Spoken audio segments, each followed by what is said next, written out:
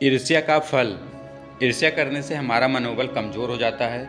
अगर हम ईर्ष्या भाव रखते हैं तो हमें कभी न कभी उसकी सज़ा भुगतनी ही पड़ती है। इसलिए हमें ईर्ष्या करने से दूर रहना चाहिए। इस कहानी में उसी के बारे में बात की गई है। एक दिन एक आदमी जंगल से गुजर रहा था। अचानक उसके पैर में एक बड़े से पत्थर से ठोकर लगी। उसने पत्थर को उस रास्ते से उठाकर एक पेड़ के नीचे रख दिया।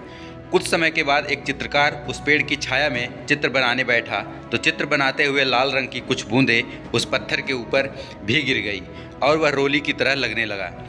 थोड़े समय बाद एक फूल बेचने वाला माला गूंथने के लिए पेड़ के नीचे बैठा। जब वह गया तो कुछ फूल पत्थर के आसपास गिर गए। अब तो वहाँ से होकर जो भी लोग गुजरते वे उस पत्थर को भगवान की मूर्ति मानकर उसकी पूजा करने लगे।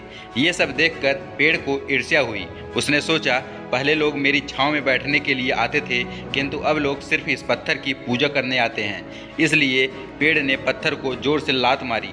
जब लोग पत्थर की पूजा करने आए तो उन्होंने देखा कि पत्थर कहीं पर भी दिखाई नहीं पड़ रहा है।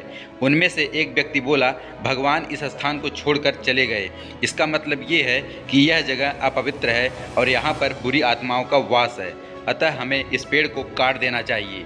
लोगों ने मिलकर पेड़ को काट दिया और इस तरह अपनी ईर्ष्या के कारण पेड़ को सजा भुगतनी पड़ी। किसी के भी प्रति ईर्ष्या भाव रखना एक नकारात्मक बात है। ऐसा करने से अक्सर आत्मसंघवात और मानसिक स्वास्थ्य में कमी होती है।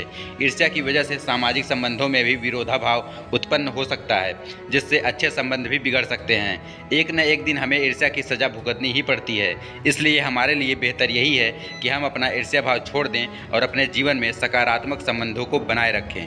तो दोस्तों, यह कहानी आप लोगों को कैसी लगी हमें कमेंट करके जरूर बताएं और भी ऐसे रोचक कहानियों के लिए हमारे चैनल को जरूर सब्सक्राइब कर लें।